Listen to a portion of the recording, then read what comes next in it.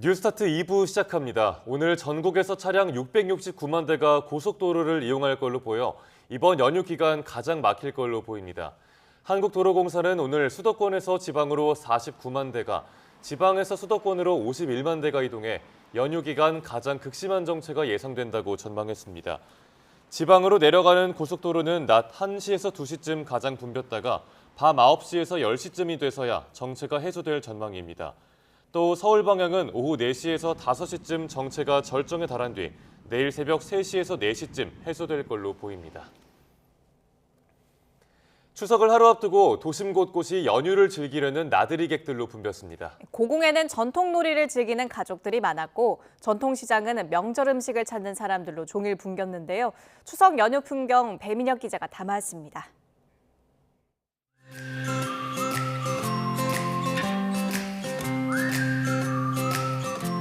카메라 앞에 한껏 자세를 취하는 아이. 파란 하늘에 고운 한복까지. 액자 속 그림이 따로 없습니다. 느긋한 연휴를 즐기기엔 고궁이 제격입니다.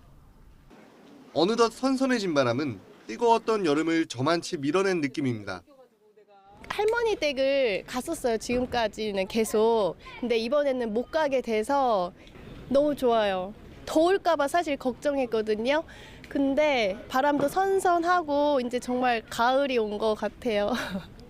오늘 날씨도 좋은데 애들 한복도 잘 어울리고 여기 궁도 추석 분위기 제대로인 것 같아서 너무 좋은 것 같아요. 딱지도 치고 활시위도 당기고 제기도 차보고 낯선 전통놀이가 아이들은 마냥 즐겁습니다. 저도 한번 유출 던져봤는데요. 추석 분위기도 나고 어린 시절로 돌아간 것만 같습니다. 전통거리인 인사동도 인산인해를 이뤘습니다. 하얀 실 같은 과자를 만드는 광경은 어른 아이 할 것 없이 혼을 쏙 빼놓습니다. 명절 분위기하면 빠질 수 없는 전통시장에도 활기가 가득합니다. 입구 바깥까지 길게 늘어선 이들이 이토록 목놓아 기다리는 건 노릇노릇한 전. 전의 질세라 보기 좋은 떡이 맛도 좋다더니 알록달록 오색 빛깔의 송편과 빛깔 좋은 제철 과일들 앞에도 발길이 끊이질 않습니다. 확실히 전집에도 사람이 많이 줄도 서 있고 명절 분위기 확실히 많이 나는 것 같아요. 추석이니까 명절 음식 여기서 꼭 사서 먹고 가려고요. 막바지 귀성객과 때이른 귀경객들이 더해져 고속도로도 양방향이 한때 차들로 가득했습니다. YTN 배민혁입니다. 긴 추석 연휴를 맞아 지역 전통시장 역시 모처럼 활기가 넘쳤습니다. 가족이 함께한 나들이객들은 더없이 정겹고 흥겨운 시간을 보냈습니다. 이윤재 기자가 보도합니다. 전통시장 좁은 골목이 인파로 가득합니다. 탐스럽게 익은 사과, 배가 주인을 기다리고 먹음직스러운 떡이 진열된 가게는 오가는 흥정 속에 손 쉴 틈 없이 바쁩니다. 팬 위에서 노랗게 익어가는 전은 내놓기 무섭게 팔려나갑니다. 손님들 많이 오니까 좋지요. 감사해요, 손님들한테. 많이 사줘주셔서. 전 때문에 바빠. 일이 많이 몰리니까. 대목을 맞아 전통시장이 오랜만에 활기를 되찾았습니다. 명절 대표 음식이 이제 전 아니겠어요? 전하고 또 가족들 모이기 때문에 일반적인 음식도 준비하고 그래서 푸짐한 한가위가 될 수 있도록 그 정성껏 준비를 했습니다. 민속박물관에선 아이들이 시간 가는 줄 모르고 전통놀이 삼매경에 빠졌습니다. 힘차게 육가락을 던지고 말을 놓으며 윷놀이를 즐깁니다. 또 병 속에 화살을 집어넣는 투어놀이로 한판 대결을 펼칩니다.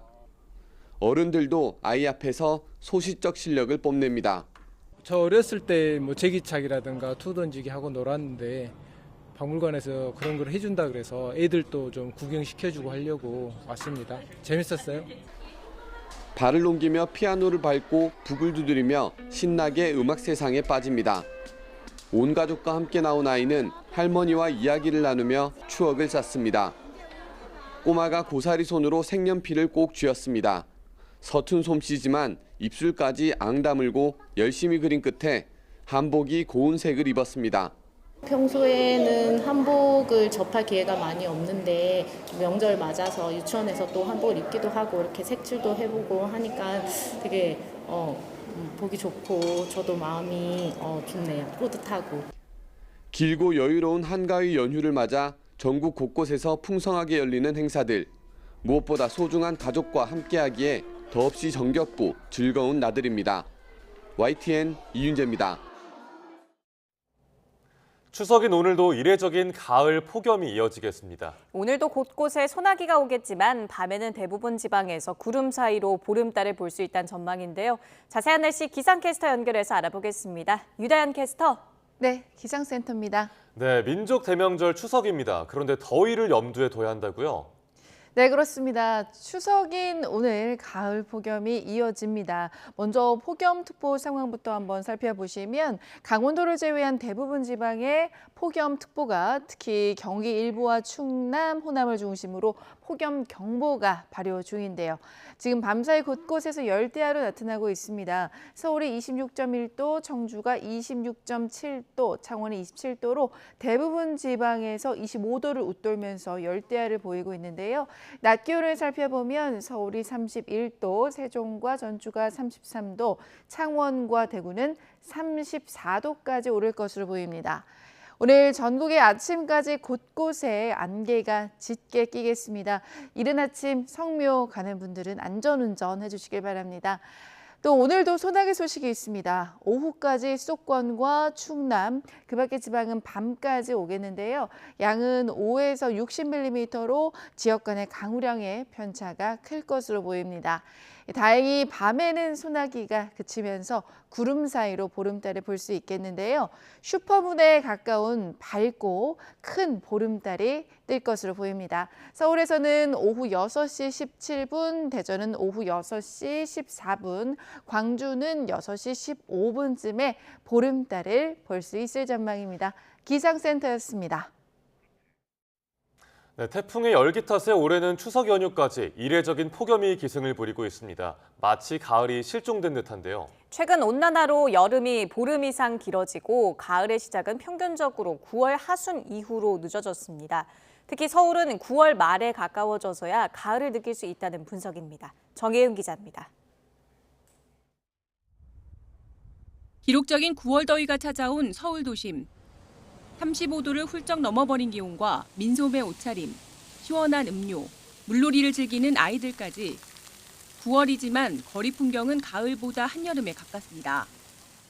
기상학적으로 가을은 일평균 기온이 20도 미만으로 떨어져 다시 올라가지 않는 첫날을 기준으로 합니다. 이 기준으로 볼 때 최근 우리나라의 가을은 전국 평균 9월 17일을 전후에 시작합니다.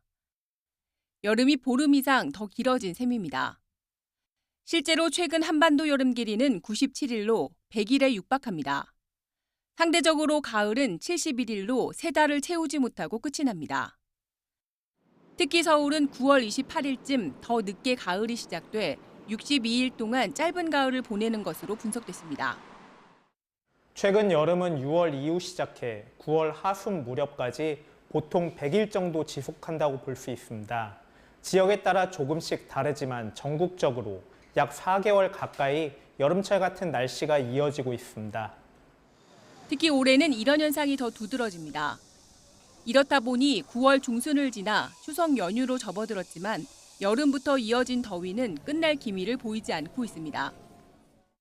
특히 올해는 더위를 몰고 오는 고기압 세력이 강한 데다 뜨거운 해상에서 덥고 습한 수증기가 지속적으로 유입되는 것도 고온이 지속하는 원인 중 하나입니다. 기상청은 올해 9월 하순까지 예년보다 더운 날씨가 더 지속할 것으로 예상하고 있습니다. 9월에도 초반에는 덥고 습한 북태평양 고기압의 영향으로 고온이 나타날 가능성이 있습니다. 이후에는 이동성 고기압의 영향을 주로 받아 평년보다 더운 날씨가 지속할 가능성이 큽니다. 이후 이상 고온이 점차 누그러들며 가을이 찾아오겠지만 10월까지 예년보다 더운 날씨가 이어질 가능성이 있고 가을 장마와 태풍의 위험이 남아있어 지속적인 대비와 주의가 필요합니다. YTN 정혜윤입니다. 어제 오후 5시 40분쯤 경기 부천시 상동시장 일대에 전기 공급이 끊겼다가 4시간 20분 만에 복구됐습니다. 정전으로 점포 156곳 가운데 수십 군데 전기 공급이 끊겨 추석 대목을 맞은 상인과 이용객이 큰 불편을 겪었습니다. 한국전력공사는 과부하로 인해 저압 전선에 문제가 생겨 정전이 일어난 것으로 보고 정확한 원인을 조사하고 있습니다.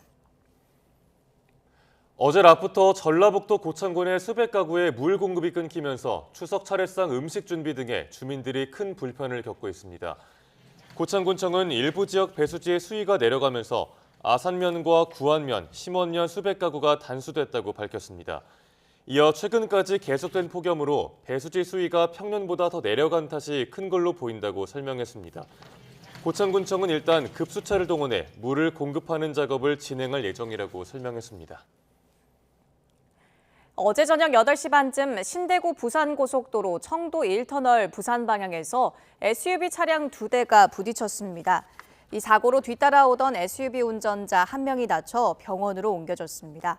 또 사고 수습 과정에서 2개 차로 가운데 1개 차선이 통제돼 한때 정체를 빚었습니다. 경찰은 블랙박스와 운전자 진술을 통해 정확한 사고 원인을 조사하고 있습니다. 정부가 앞으로는 응급실에 의사가 부족할 경우 응급 환자를 받지 않아도 그 책임을 묻지 않기로 했습니다. 또 환자나 보호자가 의료진을 폭행하는 등 정상적인 의료 행위를 방해하면 진료를 거부해도 응급실 의료진이 처벌받지 않습니다. 백종규 기자입니다. 추석을 앞두고 응급실 위기설이 확산하자 정부는 전국 17개 시도와 대한병원협회, 대한의사협회 등에 서둘러 응급실 운영 관련 지침을 보냈습니다. 이 지침에는 응급의료 종사자 진료 거부 면책 사유가 담겼습니다. 응급의료법에는 응급의료 종사자가 응급의료를 요청받거나 응급 환자를 발견했을 때 곧바로 의료 행위를 해야 하고 정당한 사유 없이 이를 거부하거나 기피할 수 없다고 돼 있습니다.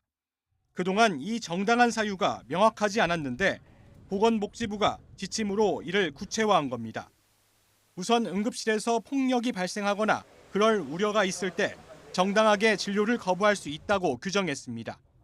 폭행이나 협박, 위계, 위력 등으로 의료 종사자의 구조와 이송, 응급처치를 방해하는 경우 환자나 보호자가 모욕죄나 명예훼손죄, 업무방해죄에 해당하는 상황을 만들어 의료진이 정상적인 의료 행위를 하지 못하는 경우가 이에 해당합니다.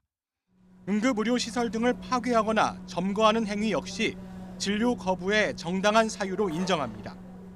또 인력이나 시설, 장비 등이 부족해 응급의료 행위를 할 수 없거나 재난 상황 탓에 환자를 수용하지 못하는 경우도 정당한 진료 거부 사유로 판단했습니다.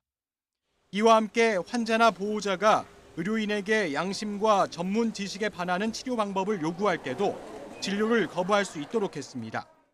담긴 내용들이 이전에 비해서 진일보했기는 했지만 보다 많은 좀 세부적인 내용과 구체적인 실행 방안에 대해서는 좀 더 많은 고민이 필요할 것이라고 생각을 합니다. 정부는 이 같은 내용을 구체화해 응급의료법 개정도 검토할 방침입니다. 판례와 유권 해석에 따라서는 진료 거부 사유 범위가 바뀔 수 있는 만큼 현장 혼란을 막기 위한 세부 지침 마련도 시급해 보입니다. YTN 백종규입니다. 추석 연휴 정치권은 한 목소리로 민생 회복과 의료 공백 해결을 외치며 민심 잡기에 주력하고 있습니다. 국민의힘 한동훈 대표는 의료 공백 해소를 위한 조건 없는 여야 의정 협의체 구성을 거듭 촉구했고 야당은 정부의 고집과 불통부터 고치라고 맞받았습니다. 보도에 나혜인 기자입니다. 추석을 하루 앞두고 국민의힘 한동훈 대표 각종 구급 사건 사고 신고의 최전선인 119와 112 상황실을 잇따라 방문했습니다. 의사단체 거부로 여야 의정 협의체 구성이 불발된 뒤 첫 공개 행보로 의료 공백 장기화 속 국민 생명을 지키는 제복 입은 공직자 격려에 나선 겁니다. 물밑에서 의료계 대표들과 1대1 접촉을 이어가며 협의체 신속 출범에 대한 의지를 피력했습니다. 뭐 이대로 가면 이기는 사람은 아무도 없을 거고 모두가 지게 될 겁니다. 그리고 결국은 다 국민의 피해로 돌아갈 것이고요. 전공의들을 향한 정부의 강경한 태도부터 바꾸라는 의사들의 요구엔 국민의 건강과 생명을 걱정하는 뜻이 같지 않으냐며 조건 달지 말고 대화부터 하자고 협의체에 참여를 재차 촉구했습니다. 야당 역시 민생과 직결되는 의료 공백 사태 해결이 시급하다는 데는 공감하고 있습니다. 하지만 이른바 응급실 뺑뺑이 등 사태 해결의 1차 책임은 정부에 있다는 책임론을 연일 부각하며 압박의 고삐를 늦추지 않고 있습니다. 동시에 윤 대통령과 김건희 여사의 추석 연휴 현장 행보에도 날을 세웠습니다.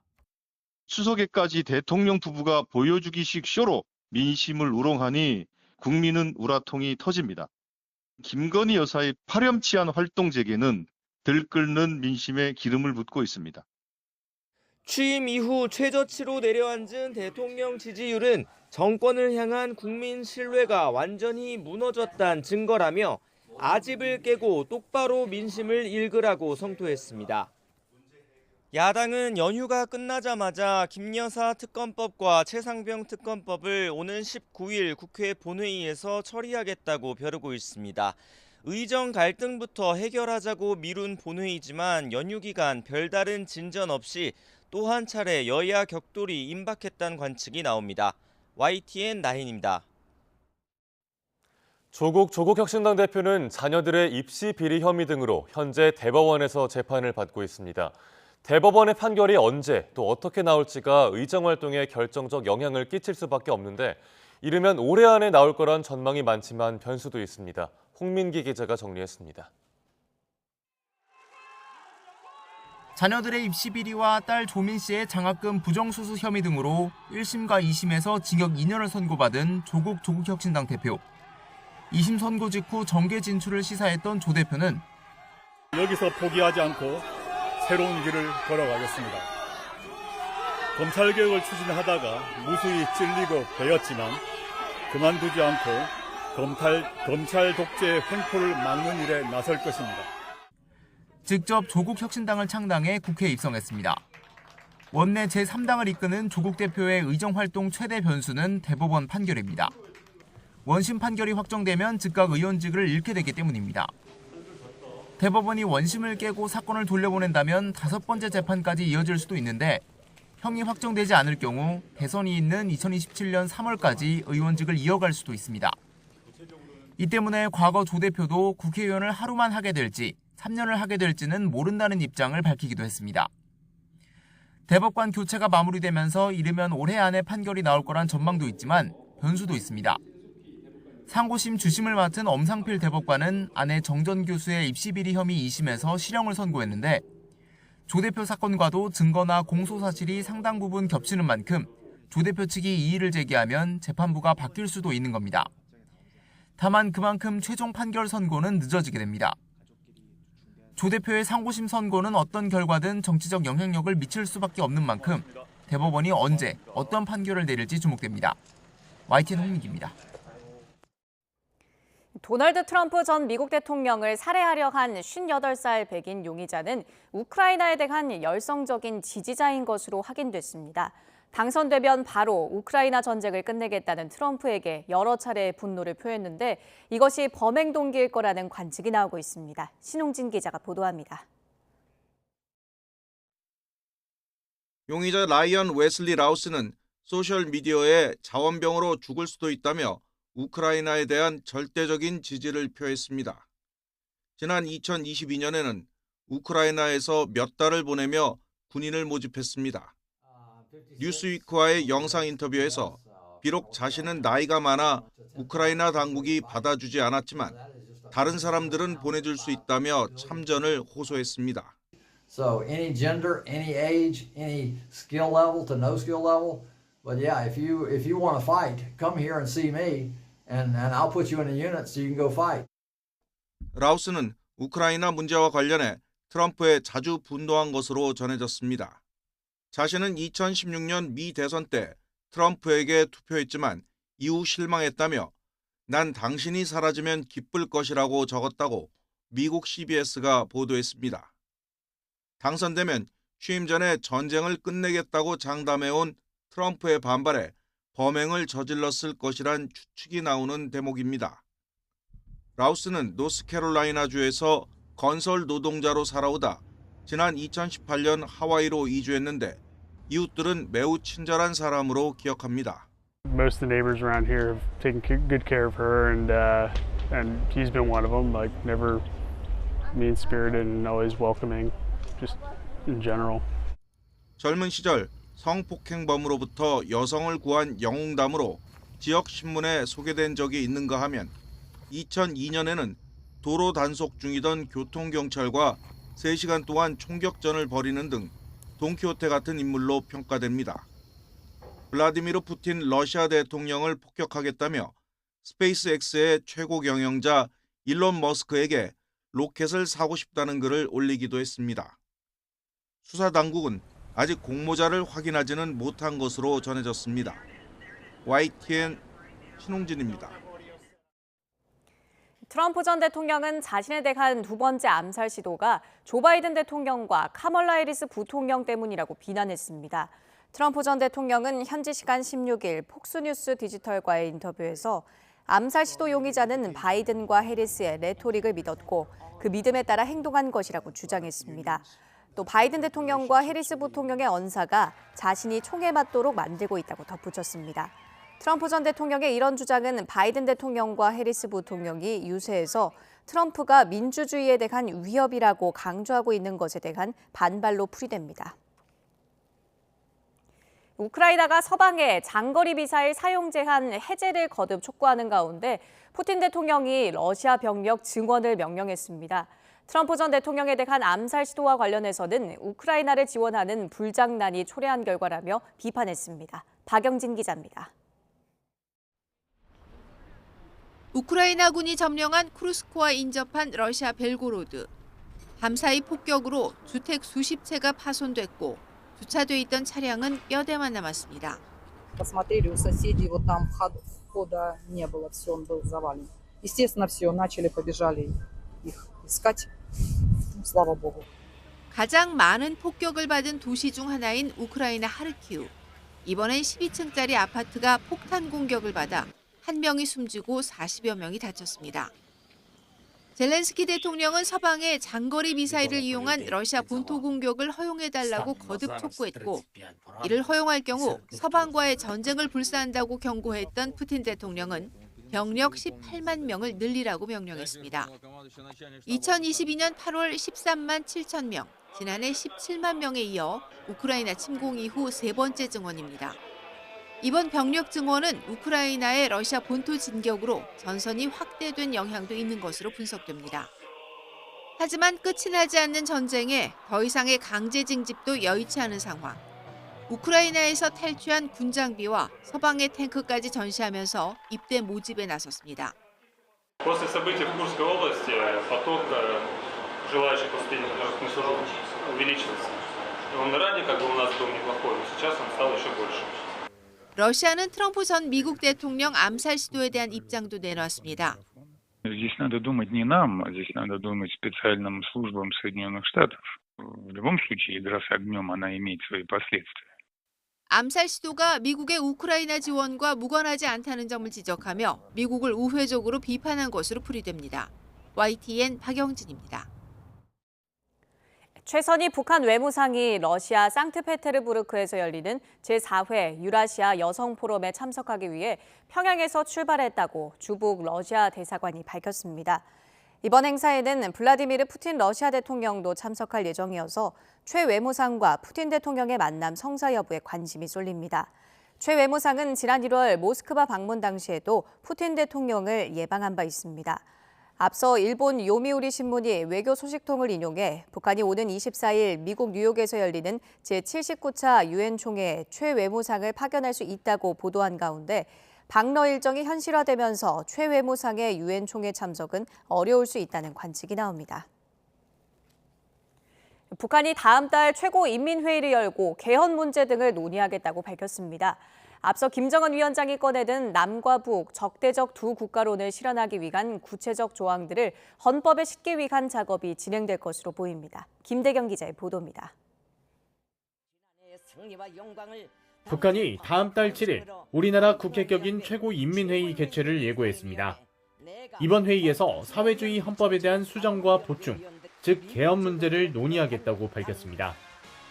앞서 김정은 국무위원장은 지난 1월 직전 최고인민회의에서 적대적 두 국가론 완성을 위한 개헌 작업을 지시했습니다.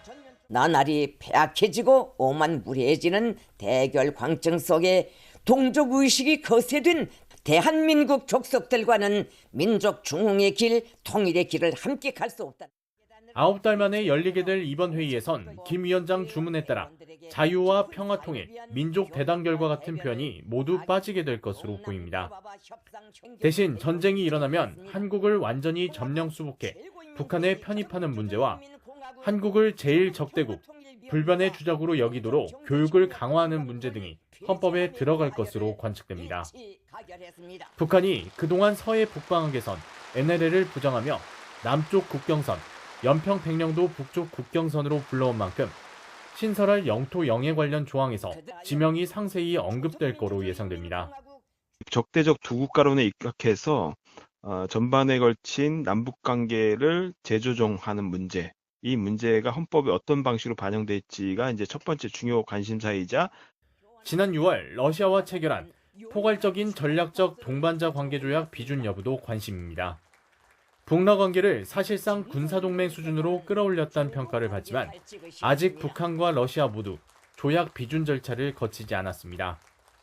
북한 헌법상 김정은 단독으로도 비준이 가능하지만 지난 2000년 러시아와의 친선조약 체결 당시에는 최고인민회의를 통해 비준이 이뤄졌습니다. 이 밖에 그동안의 김정은 독자 우상화 흐름에 맞춰 김 위원장의 혁명 사상이 헌법 서문에 실릴지도 주목되는 측면입니다. YTN 김대겸입니다.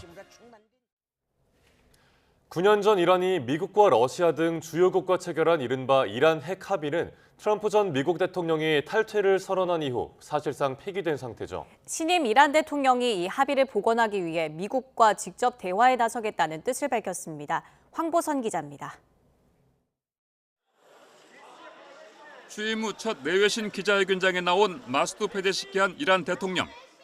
이란 핵 합의를 복원하기 위해서 미국과 대화하겠냐는 기자 질문에 자국을 적대시하지 않는다면 가능하다고 답하면서 미국과 형제 관계라는 말까지 합니다. اونا ما رو تحریم کردن. اونا پایگاه زدن. اونا ما رو تهدید میکنن. نکنن از این کارا ما اصلا برادریم با اونا هم برادریم کاری نداریم.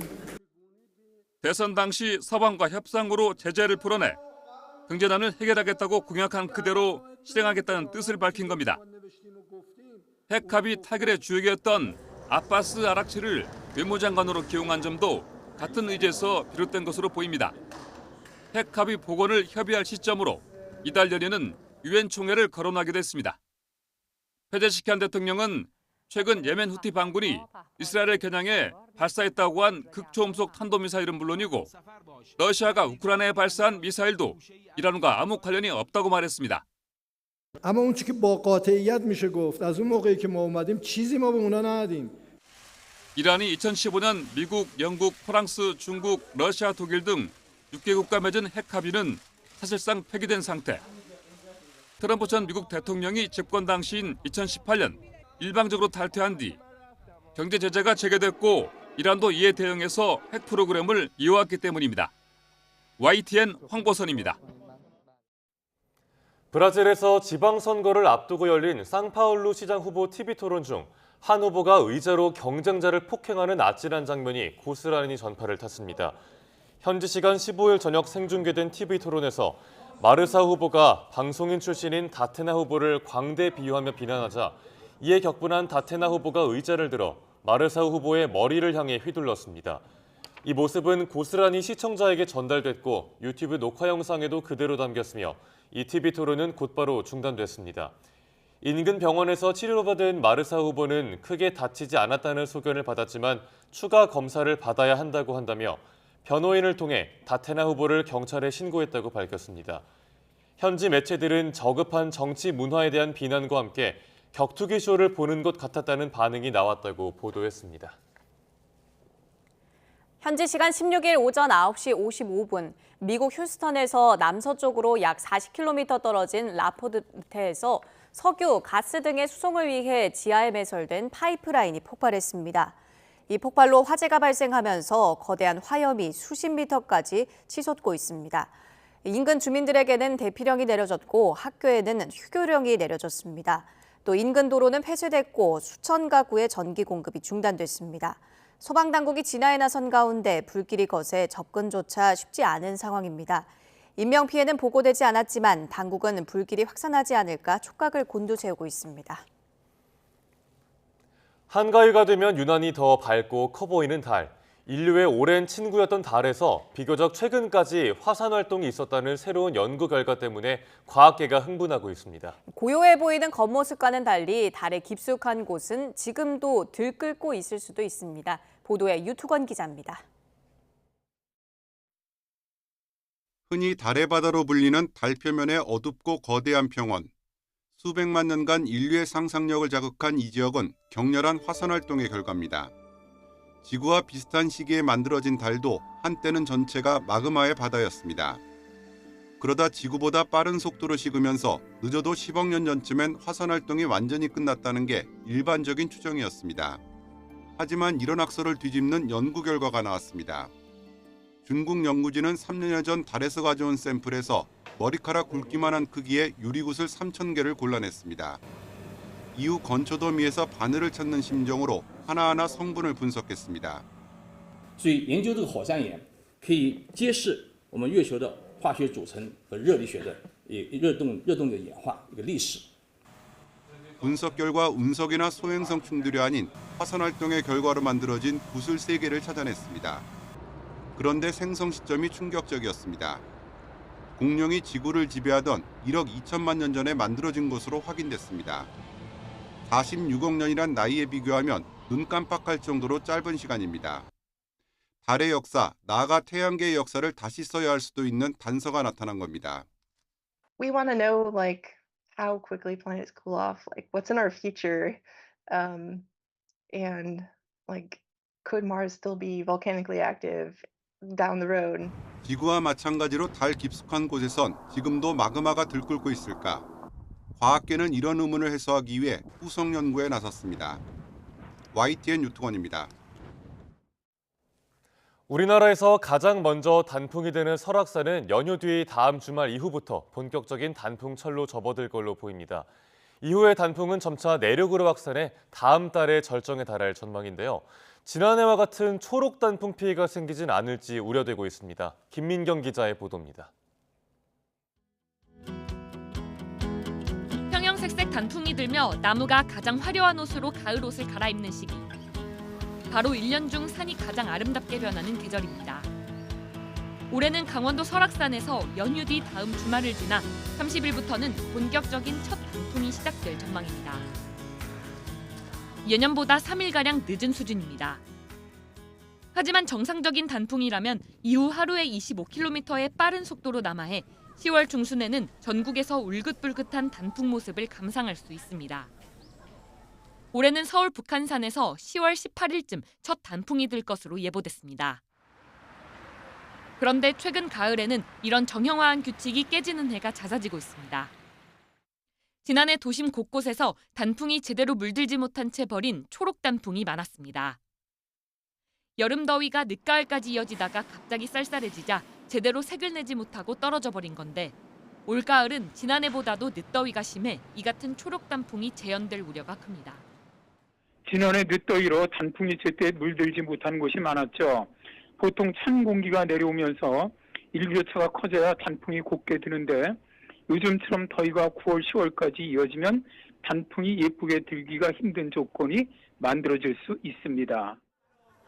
다만 전문가들은 가을철 9월과 10월의 기상 조건이 매년 같을 수 없기에 단풍의 색이 매년 같을 수 없다고 설명합니다.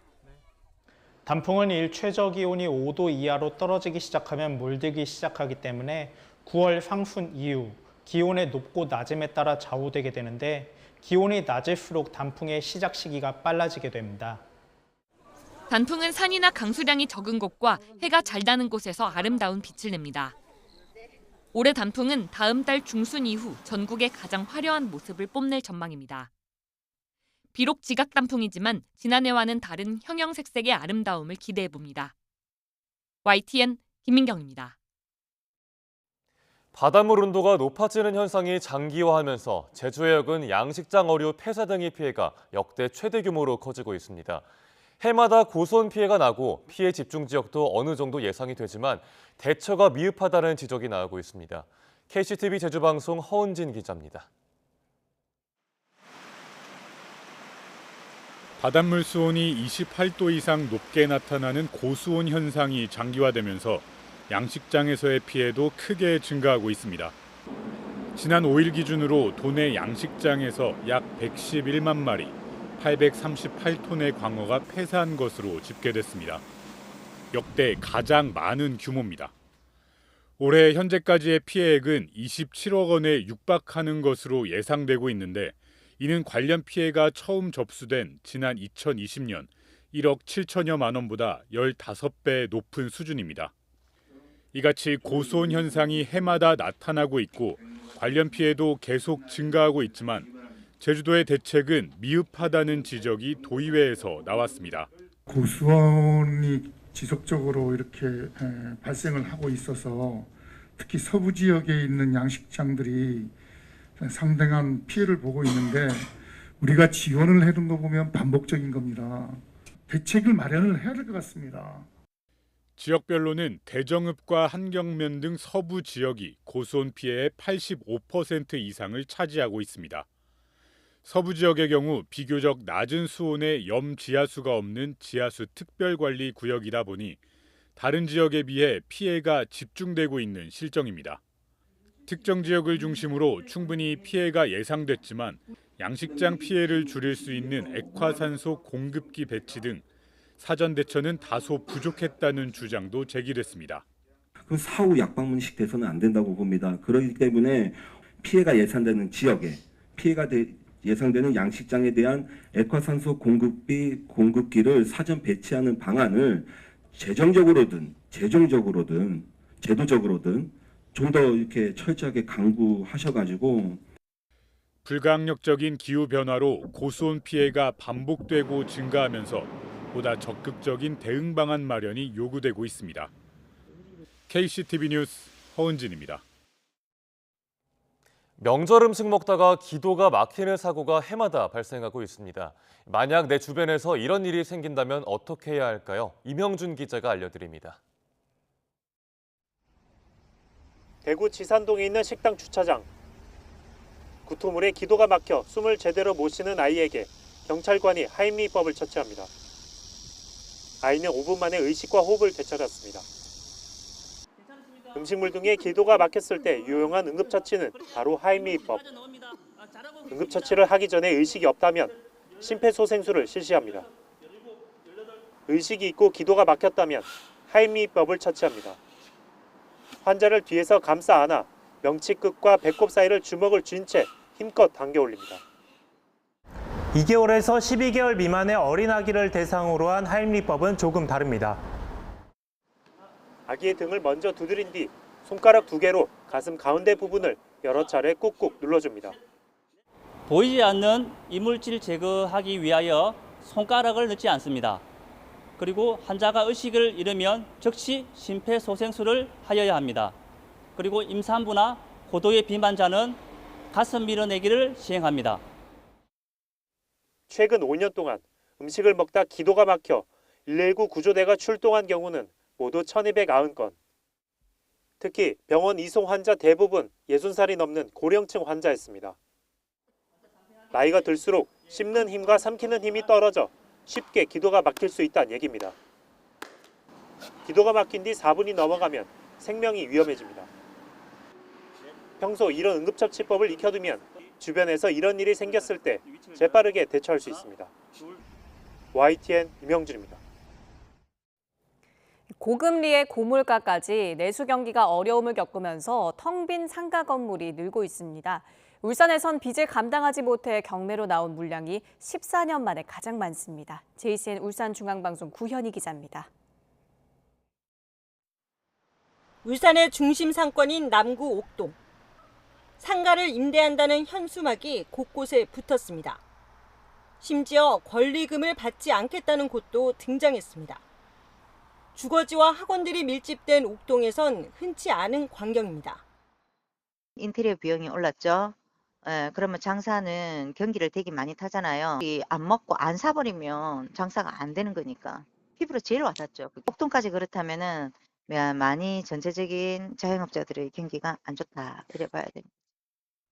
또 다른 중심 상권인 남구 삼산동과 식당이 많은 중구 혁신도시의 상황은 더 좋지 않습니다. 세 집 건너 한 집이 비어 있다는 말이 나올 정도로 빈 상가가 많습니다. 올해 2분기 울산의 중대형 상가 공실률은 19.9%, 7대 특광역시 중 가장 높았습니다. 집합상가의 공실률도 19.5%로 이 역시 가장 높았습니다. 아파트를 중심으로 주택 거래가 조금씩 살아나고 있는 것과 달리 상가는 물량이 쌓이는 추세입니다. 경매로 나온 상가 건물도 증가하고 있습니다. 8월 현재 울산에서 경매에 넘어간 상가 물량은 24건. 8월 말 기준으로 14년 만에 가장 많은 물량입니다. 경기 침체에 직격탄을 맞은 자영업자들의 어려움이 상가 부실로 이어지고 있다는 우려가 나옵니다. JCN 뉴스 구연입니다. 한때 길거리에 한 집 건너 한 집꼴로 있던 김밥집이 점점 사라지고 있습니다. 젊은 세대의 입맛이 변하고 분식점 대신 카페나 편의점을 찾는 사람들이 늘고 있는 데다 인건비 등의 비용 압박이 크기 때문으로 보입니다. 보도에 최하영 기자입니다.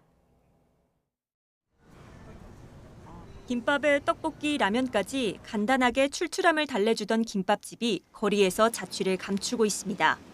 2020년까지 꾸준히 늘다가 주춤하더니 2022년에는 아예 4.6% 줄었습니다. 같은 기간 전국 음식점이 0.5% 준 것과 비교하면 큰 폭의 감소세입니다. 이유는 크게 세 가지로 분석됩니다.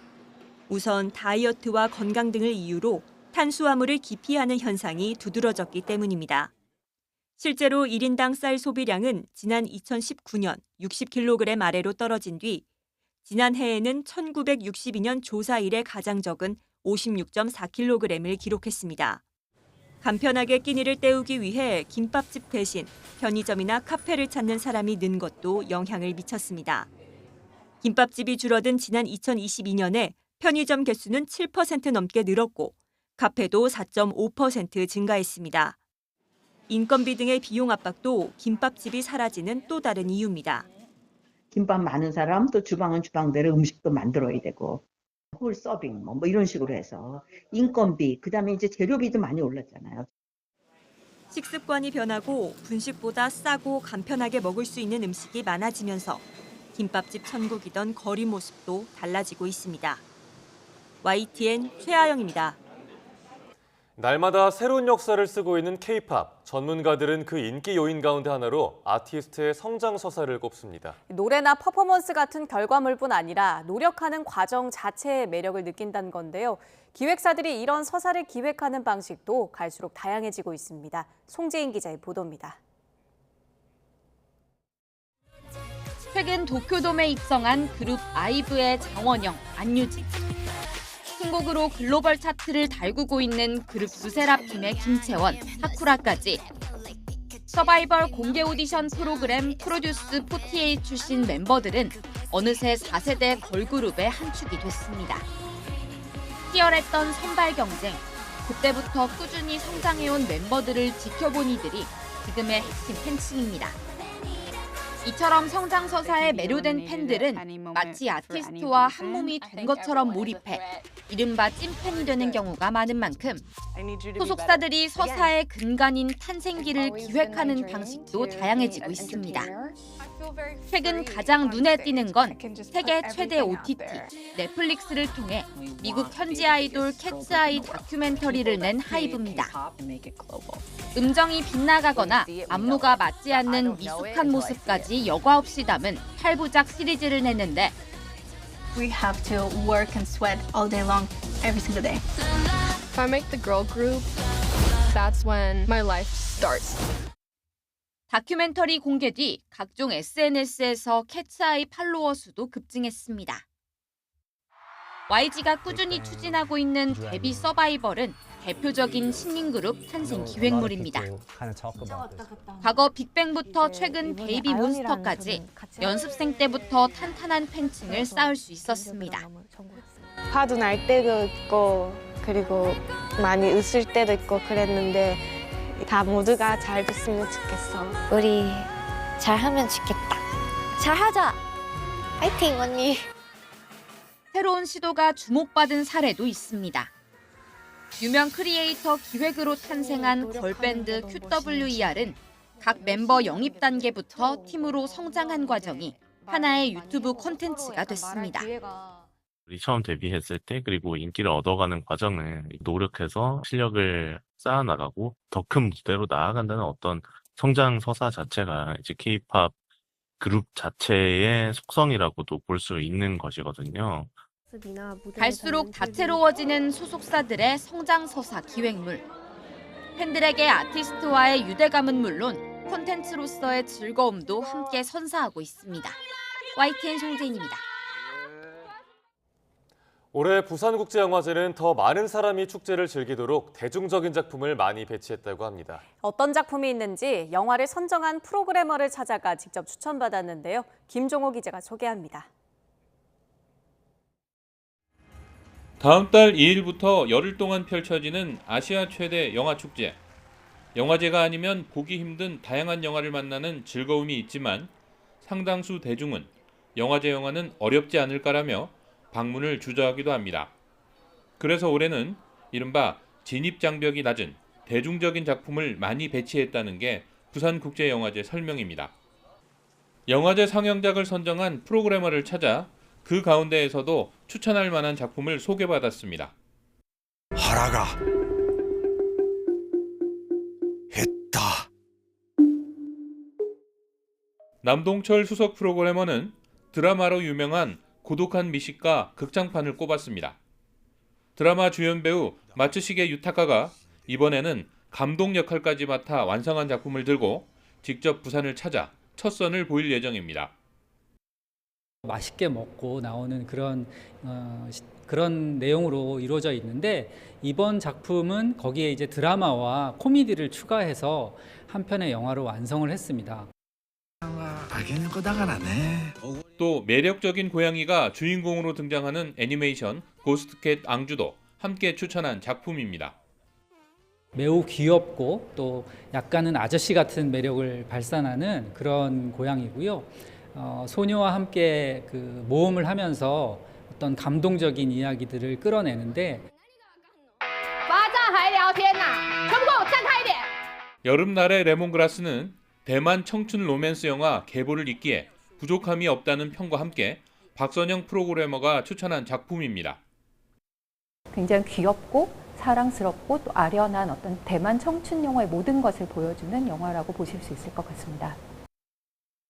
인도 박스오피스를 휩쓴 영화 칼키 AD 2898년을 SF, 액션, 히어로, 스릴러, 대작이라는 표현과 함께 추천하기도 했습니다. 추천작은 모두 영화의 전당에서 가장 큰 상영관인 야외 극장에서 관객과 만날 예정입니다. 그만큼 대중적인 관심을 끌 작품이라는 영화제 판단을 보여주는 대목입니다. YTN 김종호입니다. 뉴스타트 2부 마칩니다. 잠시 후 3부가 이어집니다. 시청해주신 여러분 고맙습니다.